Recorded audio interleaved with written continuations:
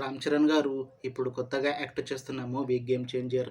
అయితే రామ్ చరణ్ గారు ఈ గేమ్ చేంజర్ మూవీకి ముందు లాస్ట్ యాక్ట్ చేసిన మూవీ త్రిబుల్ ఆర్. అయితే త్రిబుల్ ఆర్ మూవీ రిలీజ్ అయ్యి 3 ఇయర్స్ అయిపోయింది. అయితే త్రిబుల్ ఆర్ మూవీ రిలీజ్ అయ్యాక మంచి హిట్ కూడా అయ్యింది.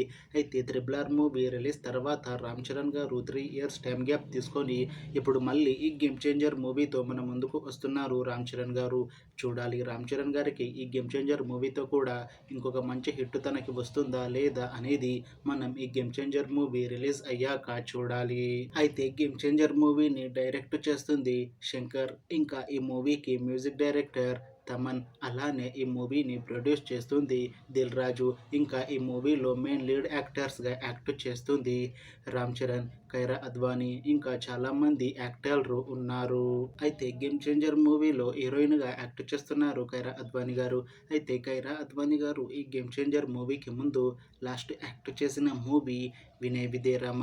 అయితే వినయ్ విదే రామ మూవీ రిలీజ్ అయ్యి 4 ఇయర్స్ అయిపోయింది.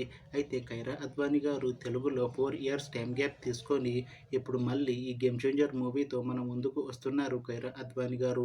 చూడాలి కైరా అద్వానీ గారికి ఈ గేమ్ చేంజర్ మూవీతో కూడా ఇంకొక మంచి హిట్ తెలుగులో వస్తుందా లేదా అనేది మనం ఈ గేమ్ చేంజర్ మూవీ రిలీజ్ అయ్యాక చూడాలి. అయితే గేమ్ చేంజర్ మూవీ టీం మాత్రం చాలా కాన్ఫిడెంట్గా ఉన్నారు.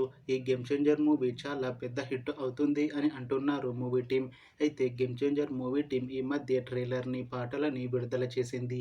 అయితే వాటికి మంచి రెస్పాన్స్ వచ్చింది. ఇంకా ఈ మూవీ కూడా మంచి హిట్ అవుతుంది అని అంటున్నారు మూవీ టీం. అయితే గేమ్ చేంజర్ మూవీని ఈ జనవరి 10న రిలీజ్ చేస్తున్నారు మూవీ టీం. చూడాలి గేమ్ చేంజర్ మూవీ రిలీజ్ అయ్యాక మంచి హిట్ అవుతుందా లేదా అనేది. అలానే గేమ్ చేంజర్ మూవీతో కైరా అద్వానీ గారికి, ఇంకా రామ్ చరణ్ గారికి ఒక మంచి హిట్ వస్తుందా లేదా అనేది మనం ఈ గేమ్ చేంజర్ మూవీ రిలీజ్ అయ్యాక చూడాలి.